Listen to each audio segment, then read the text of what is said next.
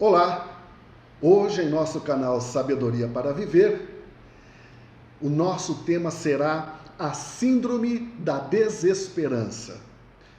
Para que nós possamos dialogar um pouco sobre esse tema, eu quero trazer aqui à luz um texto sagrado lá do Pentateuco, livro de Números, capítulos 13 e 14. Esse texto relata o momento quando 10 espias são enviados para conhecerem a tão almejada e esperada terra prometida, a terra da herança. Eles eram príncipes, eram nobres, eram homens de valor, foram escolhidos criteriosamente por serem homens fortes, inteligentes, líderes, representantes ilustres de suas tribos. E o texto diz que eles ficaram deslumbrados com a beleza e a riqueza da terra. Todavia, na hora de dar o relatório, disseram a Moisés e ao povo que a terra era boa sim, de fato, tudo que Deus havia falado que a terra era, de fato era, mas que o problema era os seus habitantes. Eram príncipes, mas sentiram-se diminuídos diante dos gigantes. Eram nobres, mas sentiram-se desprezíveis. Eram valiosos, mas sentiram-se como insetos. Foram tomados como que por um sentimento doentio de autodesvalorização e, consequentemente, de impotência. O que me preocupa, o que me traz esse tema hoje, é que nos dias que estamos vivendo, há também um batalhão de pessoas derrotadas pela síndrome da desesperança. Gente que está se considerando um inseto. Pessoas que caminham cabisbaixas, vidas derrotadas, desanimados, desencorajados para as lutas do dia a dia. São pessoas que não creem nas promessas de Deus, só olham para as dificuldades, para os gigantes e não para Jesus. Acham que nada vai dar certo na vida, que não adiantam lutar e que estão engajadas numa causa perdida e sem esperança. Há muitas pessoas que foram vencidas não pelo gigante das circunstâncias, mas pelo gigante dos seus pensamentos turbulentos, dos seus sentimentos turbulentos. Esses caminham pela vida cantando como a galinha de Angola, né? Tô fraco, tô fraco. Acham que nada vai dar certo, que não vão conseguir, que não adianta lutar, porque há uma pedra no caminho. A pergunta é, o que produz essa síndrome da desesperança? Quais são os sintomas da síndrome da desesperança e como? Aí está a importância da lição. Como que nós podemos vencê-la? Quando olhamos aqui para o texto sagrado, no capítulo 13, verso 31, começa a nos mostrar aqui, primeiro sintoma, senso de fraqueza. Eles mesmos disseram, não podemos subir. Ninguém chegou para eles e falou, vocês não vão. Eles olharam para eles mesmos e disseram, não podemos subir. Gera também aqui, no verso 31 também, um complexo de inferioridade, porque é mais forte do que nós. Mas quem que falou isso? De fato, as cidades que eles deviam conquistar eram grandes, mas Deus é maior. As muralhas eram altas, mas Deus é altíssimo e tremendo. Os gigantes eram fortes, mas Deus é o Todo-Poderoso e estava com eles. Um outro sintoma que nós vemos aqui é que se tornaram divulgadores do caos. Está lá no verso 32. Quando as pessoas estão contaminadas por esse vírus maldito do pessimismo, elas difamam a Deus, desprezam suas bênçãos e se tornam pregadoras do desânimo. Um outro sintoma ainda é a baixa autoestima, lá no verso 33. Eles eram príncipes, mas se encolheram, de príncipe a gafanhotos, de filhos do rei a insetos insignificantes, a praga, não é mesmo?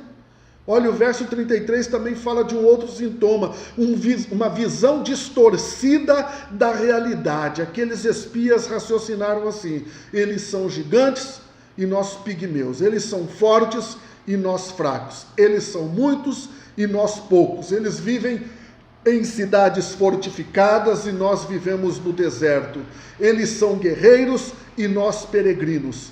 Ou seja, estavam olhando as coisas do avesso. Quais os efeitos que nós vemos da síndrome da desesperança na vida de uma pessoa? Olha só, induziu o povo ao desespero, induziu o povo à murmuração, induziu o povo à ingratidão, induziu o povo à insolência contra Deus, induziu também à apostasia, ao motim e, se não bastasse tudo isso, a rebeldia contra Deus, o que gerou um medo repentino de tudo e de todos. Então, vamos para algumas lições aqui. O que fazer quando se constata que o que está acontecendo é a síndrome da desesperança? O que fazer quando se constata que o povo já está afetado por essa síndrome da desesperança? A primeira lição que nós podemos destacar aqui no capítulo 14, versos 5 e 6, é quebrantar-se diante de Deus. Na hora da crise aguda, na hora que estamos passando pelo olho do furacão, não adianta discutir, não adianta brigar, não adianta argumentar, não adianta fomentar, não adianta jogar uns contra os outros e espalhar o caos e espalhar boatos. Não! O caminho é inverso. É preciso quebrantamento, é preciso recolhimento, é preciso humildade, é preciso que o ego caia por terra. Uma outra lição que nós aprendemos aqui no verso de número 7, do capítulo 14, é que é preciso firmar-se nas palavras e promessas infalíveis de Deus. Nós não podemos e não devemos ser influenciados pelos comentários, pelas críticas, pela epidemia do desânimo. Pelo contrário, devemos nos agarrar, ou seja, devemos arraigar-nos nas palavras de Deus e colocar nela a nossa confiança e a nossa esperança. Eu gostaria, neste momento, de dizer algo para você. Preste atenção. A terra prometida e não o deserto é onde devemos viver. É hora de tapar os ouvidos às vozes do pessimismo e nos erguer com santa ousadia para uma vida vitoriosa. Eu quero convidá-lo neste momento a viver, a partir de agora, esta vida diferente, a buscar a vitória com todas as suas forças e crer verdadeiramente que Deus tudo pode. Porque se Ele não pode, ninguém pode. Ninguém. Portanto, eu gostaria de concluir.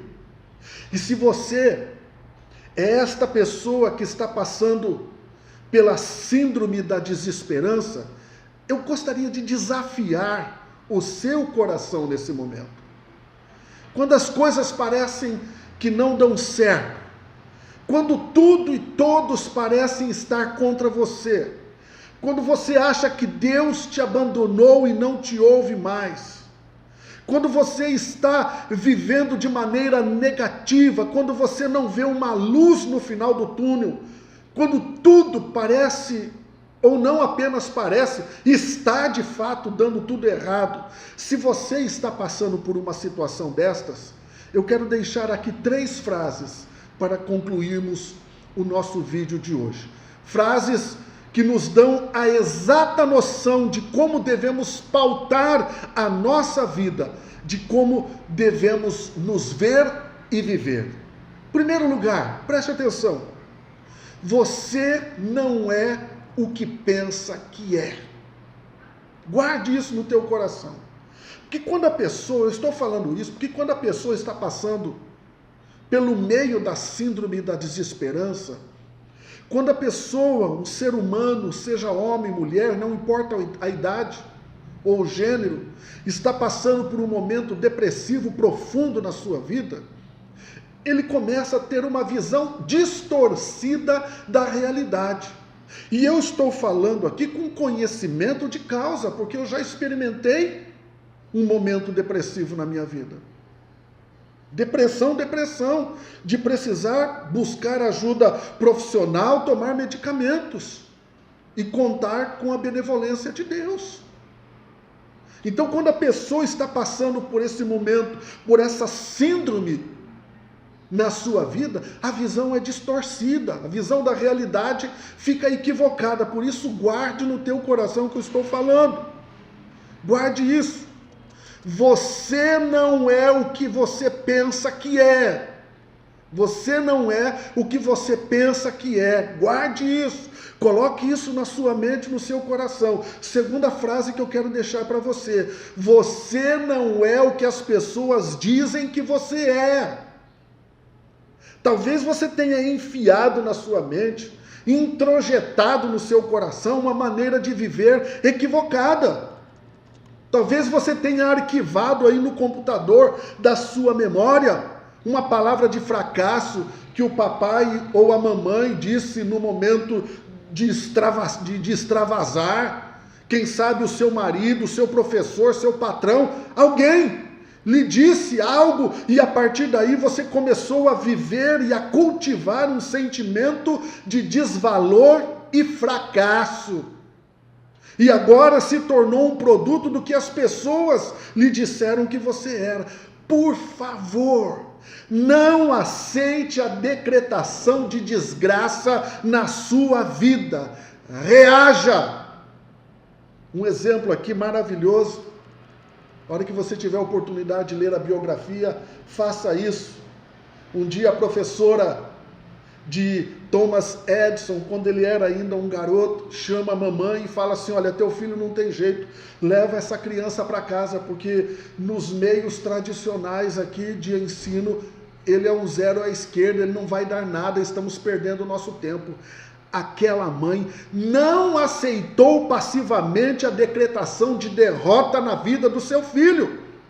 Pelo contrário, investiu nele, amou aquela criança, ensinou aquela criança, educou aquela criança.